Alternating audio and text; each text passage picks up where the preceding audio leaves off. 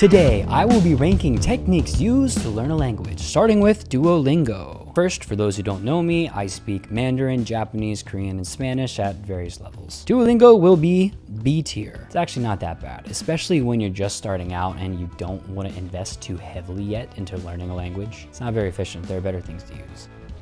Crosstalk, A tier. Crosstalk is a type of language exchange where I would speak my native language and you would speak your native language back to me. There's a lot that you can gain from it, but I feel the downside is because you're using your own language, you're kind of breaking your immersion. You're maybe not focusing as much on their language and the input as much as you can. Watching films with English subtitles. D tier. Our brains are lazy. We will do the minimum amount of effort in order to understand. And chances are that means you're going to be reading the subtitles and then just tuning out the rest because it's complicated and hard and you don't understand. There's not zero benefit. You can still pick up words and phrases here and there, but it's really not effective. Watching movies in foreign subtitles. C tier. Typically when people watch movies in their native language with subtitles on, they can read so quickly that at a glance they understand the words and then they can focus on watching the rest of the screen and listening. In a foreign language, when you can't read that quickly, it ends up becoming a reading exercise where chances are it's moving too fast for you to even follow along. You end up not listening, you end up not watching, and so you're missing out on a lot of context. Watching movies is excellent, but you should be doing it without subtitles. Extensive reading. S tier. Extensive reading is basically doing a lot of reading and only occasionally looking things up, allowing yourself to immerse in it. Maybe if a word or phrase comes up over and over again and you didn't quite get it through the context, then you check it out. But just getting as much input as you can from the reading side of things. Traveling to your target country. A tier. Even if you're not actively trying to learn the language, just by being in that environment, you are going to pick up so many words and phrases. There's menus, there's people talking nearby, there's daily conversations that you're gonna have at a convenience store or a gas station or a restaurant. Taking classes. B tier. This is so dependent on the actual class itself. That's why in general, it averages down to a B. It could be S tier, it could be D tier. In my experience, it's more likely to be C or D tier. Seriously, in recent years, we have come so far in our understanding on how to learn a language, and most classes still haven't adapted that. There's still the brute force method. Here's a textbook, here's grammar, here's vocabulary words, and it's just not effective for learning a language. Incomprehensible input. C tier. There actually is benefit from this, and you should be doing it occasionally. The reality is that incomprehensible input usually means it's native level input that you don't have a lot of context for, it moves too fast, or they're using too advanced a vocabulary. And that's not great for picking up vocabulary or learning grammar or sentence patterns, but it does help you get the flow of the language. You have to do it from every now and then, because if you only ever listen to baby speak in your language, you're only gonna be able to understand and output baby speak. But people don't actually speak like that. They speak in their own native flow, and you need to adapt to that flow. Journaling. C tier. It helps reinforce your active memory. The issue is that you won't know when you make mistakes. So you could be reinforcing errors over and over and over again if you're just journaling in your target language. Textbooks. C tier. I think textbooks are the enemy of language learners early on. It might sound like, oh, it makes sense. It explains all these different grammar rules and patterns and vocabulary words, etc. And I can understand the most basic of sentences now that I would have been able to understand within 10 minutes of like comprehensible input or some other method. The reality is most of the use of these actually comes later on once you already have the flow of the language developed. I think studying grammar is not good in the beginning of learning a language, but it's very useful later on once you've already adapted and you just need to help clarify the rules and patterns that you've already seen through lots of input. Intensive reading. B tier. Intensive reading is when you're basically looking up every word and sentence as you're going along. It is actually really effective, especially in the beginning. The issue is that it just burns you out so much. You're not having fun. You're not just trying to let your brain do the work for you. You are actively studying and putting a lot of effort in every time you do this. Listening to a language while sleeping. D tier. I have tried this, and there actually are some benefits you get from it. I've tried listening to Chinese podcasts while sleeping, and the reality is that when I would wake up, I was able to understand and even pick out words and remember them the next morning when I woke up. Like, oh yeah, he was talking about this in the podcast last night. But it noticeably made my sleep quality drop. Mainly, I kept waking up and listening because it was waking me up. For me, the trade-off of losing sleep quality just isn't worth it. Shadow speaking. S tier. Shadow speaking is repeating what you hear as soon as you hear it. By trying to repeat back what you just heard, it actually forces you to listen even more closely. So not only are you listening better, you're also getting practice in pronouncing the words, which I think is incredibly useful. Listening to foreign music.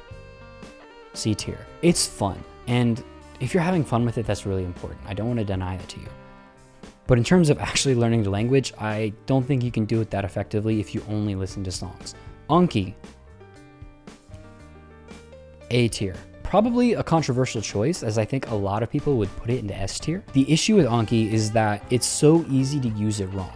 When you use it correctly, yes, S tier, 100%. But when you use it wrong, and by that I mean you are just memorizing vocabulary words, I can recall so many times when I was using Anki to memorize lists of vocabulary words. And if the flashcards were anything to go by, wow, I knew a lot of vocabulary words. But then I realized I would see some of those same words in actual sentences as I was reading or listening, and I didn't recognize any of them. I had to look up what those words meant. I'm like, wait a minute, this isn't my Anki flashcard. Over and over again, I had like 5 or 6 of the exact same words in the same Anki deck, because I didn't realize that I had forgot it, even though I knew it in the flashcard. The reason of this is because knowing how to use a word is more than just the vocabulary definition of it. That's only one piece of it. You need to know how it's actually used in a sentence. You need to know the fact that there's more than one definition. You need to know the context of the word. And you're missing all of that if you just have lists of vocabulary words. Now, that's a problem with lists of vocabulary words, not Anki specifically. But like I said, that's how a lot of people use it. It's the mistake that I made, and it is wrong. Dating someone in your target language. A tier. A lot of people think it's S tier. I disagree. The reason is because not everyone makes good language exchange partners. It's just the reality. I know plenty of people who are dating someone from another country and they have not learned that other language at all. If you're not actively trying to learn the language, you're probably not going to be able to learn the language even just by dating them. It's not some superpower. A lot of people don't want to take the effort to teach other people, or they just don't have the patience for it, and they just don't make good exchange partners. So it really depends on the person you end up with, and it also depends if you're actually trying to study to begin with. Texting buddies. A tier. This has all the same advantages of journaling, plus more because you're getting direct feedback. Again, it does depend on who your texting partner actually is. Even if they're not a great language exchange partner, if they're still texting you in the native way, you will be getting that input, and chances are if you're outputting incorrectly, they won't understand you, which is direct feedback. Interleaving. B tier. Interleaving is when you are focused on one subject and then you switch to another subject and then you come back to it, or a third one, and you essentially jump between different topics. The theory is that this boosts your ability to recall information on demand. To my knowledge, it's just a theory. I don't know if it actually works. However, I will say that I personally use this all the time, not specifically to interleave. It's just how I study and do things. So I guess it works. Memory palaces. A tier. Memory palace is a memorization technique where you visually construct where you are storing your memories. Also a bit hard for me to rank this one because it's something that I naturally do. I don't know if other people do it naturally or if they have to learn it, but since I use it and I think I have good memory, I guess it's good. Active listening. A tier.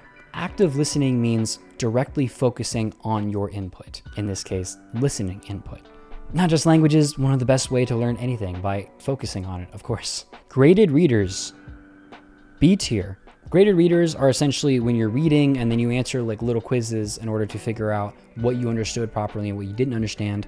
Sometimes these apps will even have like example sentences that they'll fill you in with. It can be effective, but it also just feels a little bit more like studying, and it can also take away the immersion. And immersion is so important. No talking in the language until you're advanced in it. This is another controversial pick. I know there's a lot of people who advocate this, who say that if you speak early on, you're influencing your ability to speak that word correctly later. I do think that there is truth to that. The reality is that a lot of what we speak is based on the sounds that we have stored in our brain. If your storage is not native level, then you're not going to be able to speak at a native level. You're going to speak with a heavy accent and a lot of mistakes. At the same time, it's also physical.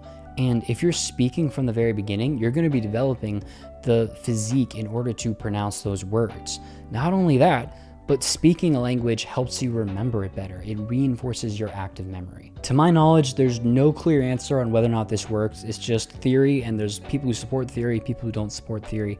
I'm someone who doesn't support theory. AJATT, S tier. AJATT means all Japanese all the time. It's essentially peak immersion, where you put your phone, your computer into your target language. You're using it throughout the day in every context as much as you can. It's very effective, very hard to do, but extremely efficient. Moving abroad, S tier. Like traveling, but even better, if you can afford it or find the opportunity for it. Lists of vocabulary words, D tier.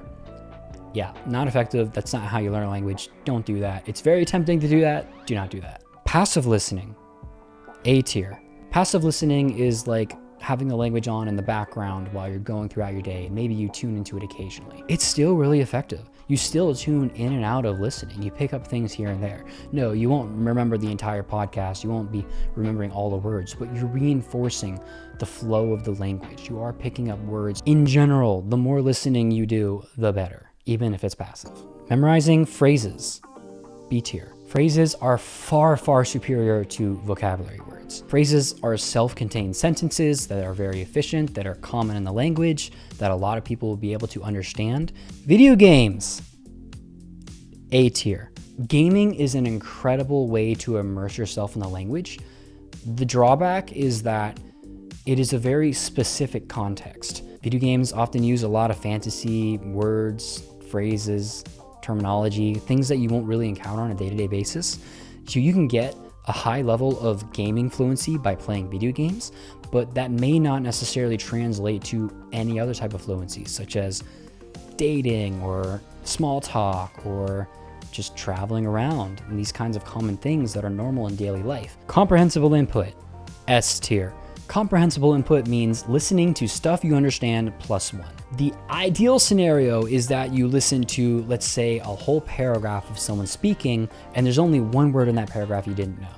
The context of that paragraph will help inform what that word means. In reality, it's hard to find that level. It's usually more like you understand 80%, 90%, rather than like 99%. But generally speaking, the more you understand, the more you're going to be able to figure out other words and phrases that you come across. It also reinforces proper grammar, the vocabulary definitions of all the words that are used in that phrase. It is using context to help you understand. It is the king for not only learning languages, for learning anything. The more context you have, the better. That's it. Thanks for watching. Please let me know if you agree or disagree with any of my selections, and tell me why.